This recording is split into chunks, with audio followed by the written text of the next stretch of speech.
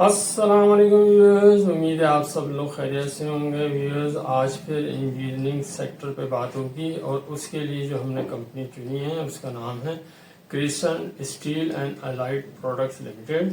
इसके ऊपर तफसीली गुफ्तगू होगी और हमेशा की तरह हमारे साथ मुस्तफ़ा साहब हैं। जी मुस्तफ़ा साहब। अस्सलाम वालेकुम व्यूअर्स, क्या हाल है आपके? उम्मीद सब खैरियत से होंगे। आज हमारा फिर इंजीनियरिंग सेक्टर से हमने एक कंपनी क्रिस्टल स्टील निकाली है, जिसके हम आज को आपको फाइनेंशियल एनालिसिस करेंगे। इसमें हम पूरा रिव्यू आपको देंगे कि इस कंपनी की क्या सूरत है, इसमें आपको इन्वेस्टमेंट करनी चाहिए या नहीं करनी चाहिए। इस तमाम चीजें आज इस वीडियो का पार्ट है। तो सबसे पहले जैसे आपको पता चल गया, ये इंजीनियरिंग सेक्टर की कंपनी है। इसका मार्केट रेट जो हम ले रहे हैं वो 21/2/2025 का ले रहे हैं, 113.08 रुपए। इस रेट पे हमारी सारी कैलकुलेशन होगी, मगर आजकल इसकी जो रेंज चल रही है तकरीबन वो 112 रुपए से 116 रुपए तक ये ट्रेड हो रहा है। अच्छा, इसका ईयर एंड जो है 30/6/2025 है और इसके हाफ ईयरली अकाउंट जो है आ गए, यानी कि 31/12/2024 के अकाउंट इसके आ चुके हैं। अच्छा, इसके ऑडिटर जो है वो AF फर्गूसन एंड कंपनी है और इसकी जो एक्सपेक्टेड अब एनुअल अनाउंसमेंट जो होगी, हाफ ईयरली अकाउंट्स के आ चुके हैं, एनुअल की अनाउंसमेंट जो होगी यानी कि 30/6/2025 की अनाउंसमेंट तकरीबन आपके 7/8/2025 को होगी, यानी कि अगस्त के महीने में इसकी एनुअल अकाउंट्स की अनाउंसमेंट की एक्सपेक्टेशन है। अच्छा, इसका फ्री फ्लोट जो है वो 50% है। अच्छा, अब हम आपको यहां बताते हैं कि इसकी मेजर होल्डिंग किस किस के पास है। तो सबसे पहले इसमें मैं आपको बताता हूं, डायरेक्टर्स एंड फैमिली मेंबर्स के पास 4.97% शेयर्स हैं। आपके पाक कतर के पास, पाक कतर तकाफुल के पास 8.75% शेयर्स हैं। क्रिस्टन टेक्सटाइल के पास 11% शेयर्स हैं। ऑल्टर्न एनर्जी लिमिटेड के पास 16.69% शेयर्स हैं। शकरगंज लिमिटेड के पास 21.93% शेयर्स मौजूद है। अच्छा, तो अब मैं आपको बताता हूं इसकी की फाइनेंशियल इंफॉर्मेशन, जो जिसमें हम आपको 2023 से 2024 को कंपेयर करेंगे और इसकी परफॉर्मेंस आपसे डिस्कस करते हैं कंपनी की। तो इसकी अर्निंग पर शेयर जो थी 2023 में सिर्फ ₹2.28 थी, जो 2024 में बढ़ के हो गई 20.69, मतलब इसने ₹2.28 से एकदम जंप लगाई और इसकी अर्निंग पर शेयर इतनी ज्यादा बढ़ गई, 20.69 हो गई 2024 में। तो 2024 में इसने ₹5.5 का कैश डिविडेंड भी दिया। 2023 में इसने कोई कैश डिविडेंड नहीं दिया था। तो 2024 में जो इसकी डिविडेंड यील्ड आई वो आई 10.2%।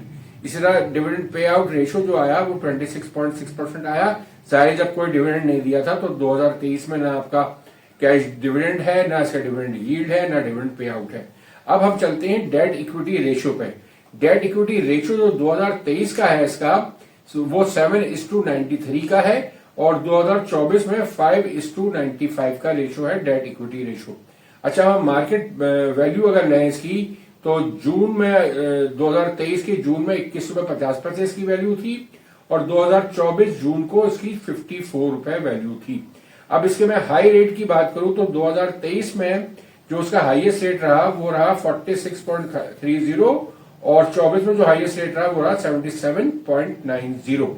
और इसके लोएस्ट रेट की अगर मैं बात करूं तो आपके 23 में ₹20.60 इसका लोएस्ट रेट था और 24 में ₹23.10 इसका लोएस्ट रेट था। अब मैं इसकी प्राइस अर्निंग रेशियो पे आता हूं। प्राइस अर्निंग रेशियो इसकी जो थी 2023 में 9.4 टाइम्स थी और 2024 में 2.6 टाइम्स इसकी रही है आपका प्राइस अर्निंग रेशियो। अब मैं इसकी ग्रॉस प्रॉफिट रेशियो की तरफ आता हूं, तो ये था आपका 2023 में 27.6% का और 24 में ये खासा इंप्रूव हो गया, 31.7% हो गया आपका ग्रॉस प्रॉफिट मार्जिन। अच्छा, मैं प्राइस टू बुक रेशियो पे आऊं, प्राइस टू बुक वैल्यू पे, तो ये आपका बनता है 0.2 2023 में और 2024 में बनता है 0.4। अब मैं इसकी बुक वैल्यू पे आता हूं, तो बुक वैल्यू उसकी 2023 में 78.90 रुपीज थी और 2024 में 99.40 थी। करंट रेशियो पे आऊं अगर मैं, तो करंट रेशियो उसका 2023 में था 1.3:1 का, 1.3:1 का और आपका 2024 में हो गया 2:1 का रेशियो। अच्छा, अब इसकी अगर मैं आऊं आपको बताऊं फिनांस कॉस्ट के बारे में, मैं थोड़ी सी बात आपसे जरूर करूंगा। 2023 में इसकी जो फाइनेंस कॉस्ट थी वो आपकी थी 333 मिलियन की, 333.8 मिलियन, और आपकी 2024 में ये बढ़ के हो गई 491.4 मिलियन, यानी कि सिर्फ फाइनेंस कॉस्ट जो है 2024 में खासी बढ़ गई थी।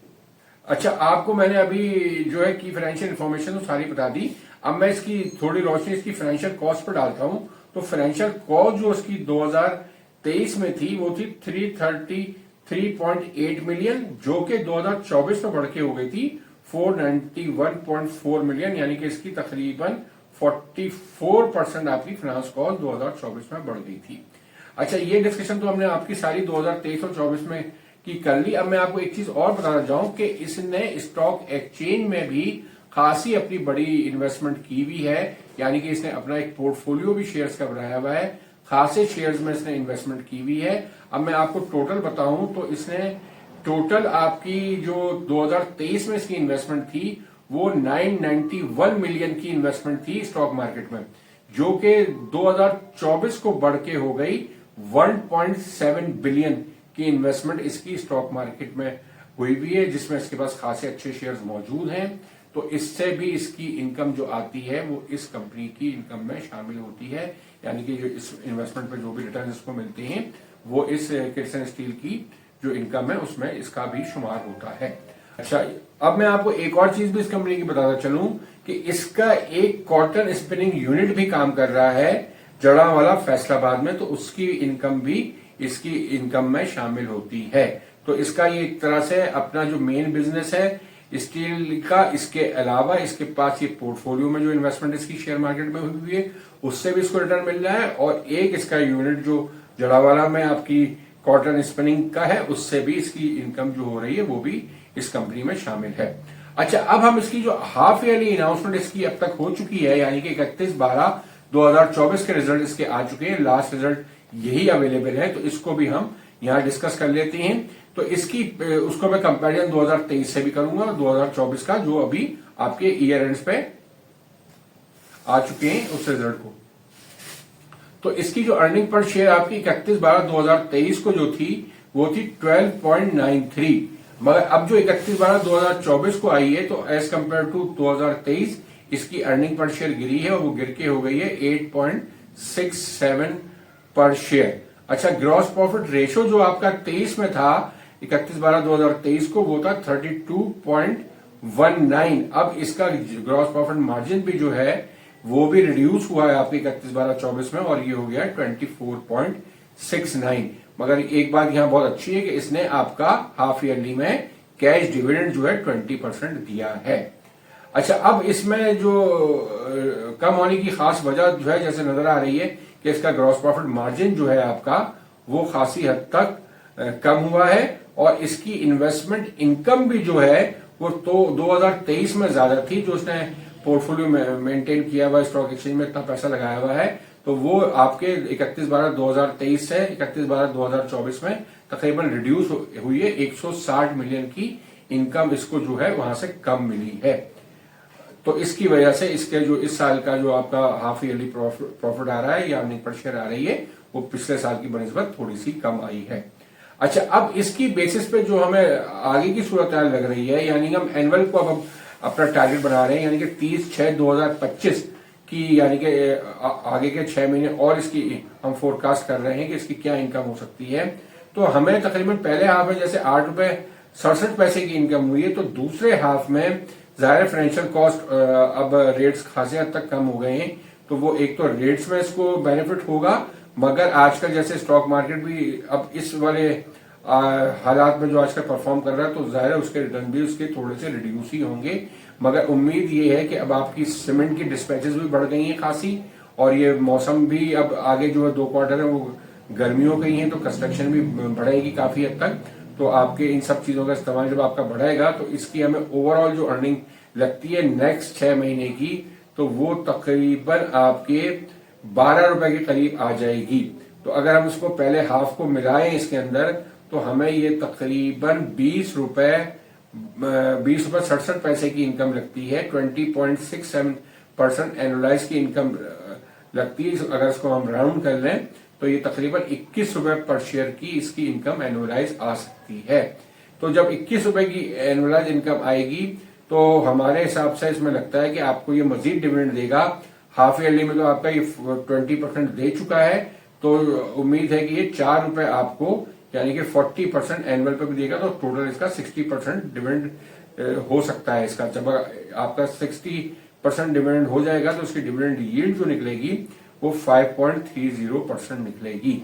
अगर अब हम पी रेशो पे बात कर लें तो पी रेशो आज की प्राइस पे ये जो अर्निंग हमने एस्टिमेट लगाई है, इस अर्निंग पे अगर हम पी रेशो निकालें तो ये बनता है 5.65 टाइम्स। तो ये एक नॉर्मल पी बनता है। अगर हम इसी रेट पे यानी कि आज के जो रेट है 113 रुपए पे अगर हम निकालें और आपकी 21 रुपए अर्निंग लेते हैं तो एक नॉर्मल सा आपका पी रेशो आ जाता है 5.65 का। अच्छा, अब हम अगर इसकी वर्किंग करते हैं कि इसकी प्राइस अब तकरीबन कितनी होनी चाहिए, अगर इसकी अर्निंग अब आपके तकरीबन 21 रुपए की आती है तो इस अर्निंग की बेस पे इसकी क्या प्राइस होनी चाहिए। जैसे आपको पता है कि मार्केट का पी तो चल रहा है तकरीबन 5.5 टाइम्स चल रहा है, और अगर हम इसके हमने एवरेज निकालने की कोशिश की है तो इस कंपनी की अगर मैं एवरेज पी जो मैंने निकाली है लास्ट 6 साल तक मैं पीछे गया हूं उसमें, ताकि इसकी पी सही एवरेज निकल सके। तो इसकी जब हमने पी निकाली तो वो निकली 11.94, मतलब इसकी एवरेज पी जो निकल रही है वो 11.94 निकल रही है। तो इसके पिछले सालों में भी इसमें काफी ऊपर की पीईबी रेशो यानी कि 18.5 का रेशो भी एक आध साल रहा है, और 20.4 तक का पी रेशो भी एक आध साल में इसका रहा है। तो इसकी वजह से इसका पी रेशो जो है अगर एवरेज हम निकालते हैं तो वो काफी बढ़ जाता है, यानी कि 11.94 हो जाता है। तो 11.94 पे तो इसकी अगर हम कॉस्टिंग करेंगे तो इसका रेट बहुत ज्यादा ऊपर की तरफ आएगा। मगर हमें जो ज्यादा बेहतर लगता है कि मार्केट का जो पीई है 5.5 का, उससे अगर इसको हम मल्टीप्लाई करते हैं तो इसका रेट 21 रुपए अर्निंग को अगर हम 5.5 रुपए से मल्टीप्लाई करें तो इसका रेट निकलता है 115 रुपए 50 पैसे। तो इस लिहाज से 115 रुपए 50 पैसे निकलता है। और अगर हम इसकी एवरेज पीई से इसको मल्टीप्लाई करें यानी कि 11.9 से मल्टीप्लाई करें 21 को, तो ये निकलता है 250 रुपए। तो इससे एक बात बस ये नजर आ रही है कि इसका मिनिमम जो रेट है तकरीबन जो लगता है पीई के हिसाब से, मार्केट की पीई के हिसाब से, अगर इसकी 21 रुपए अर्निंग आ जाती है, एक्सपेक्टेशन ये हमारी सही निकलती है, इसके ग्रॉस प्रॉफिट मार्जिन वगैरह अच्छे होती हैं, सेल्स अच्छी होती है, तो सबको मिला के तो इसकी मिनिमम जो प्राइस लग रही है तकरीबन जो आजकल चल रही है वो 113 से 115 रुपए, और जो मैक्सिमम प्राइस अगर लगाते हैं हम इसकी पिछली एवरेज पी के हिसाब से तो वो बनती है 250 रुपए।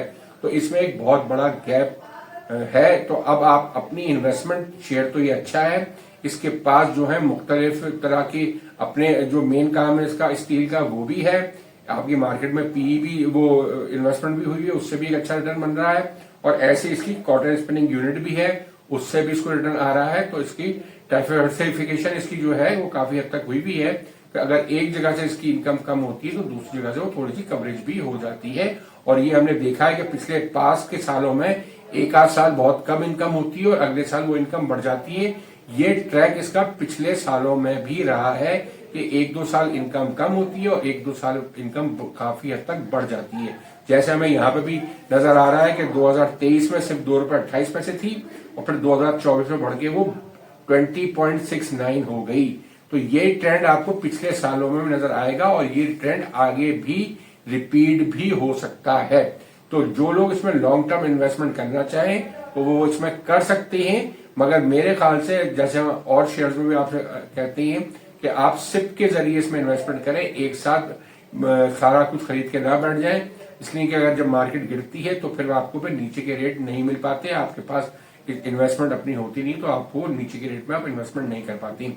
और दूसरी बात कि आप अपने इन्वेस्टमेंट एडवाइजर से इस पर जरूर मशवरा करें कि ये इस टाइप का शेयर है, सारी चीजें जो हमने आपको बताई हैं वो उससे डिस्कस करें और अपनी इन्वेस्टमेंट के बारे में उससे राय जरूर हासिल कर लें ताकि वो आपको बेहतर राय दे सके। अच्छा, इसके बाद हम आपको बताते हैं कि हिस्टोरिकल प्राइस इसकी क्या रही। अगर मैं इस हिस्टोरिकल प्राइस की बात करूं तो इसका हाई जो रहा है वो 287 तक इसका रेट गया है। अच्छा, और अगर मैं इसकी लोएस्ट रेट की बात करूं, मतलब कम तरीन रेट जो इसका रहा है वो 12.60 रहा है। और अगर मैं 2024 में इसका हाईएस्ट रेट लूं तो वो 131.44 रहा है और लोएस्ट जो रेट रहा है वो 37 रुपीज का रहा है। और 2025 में इसका हाईएस्ट रेट रहा है 127.40 और लोएस्ट रेट रहा है इसका 100 रुपए 30 पैसे 100.30।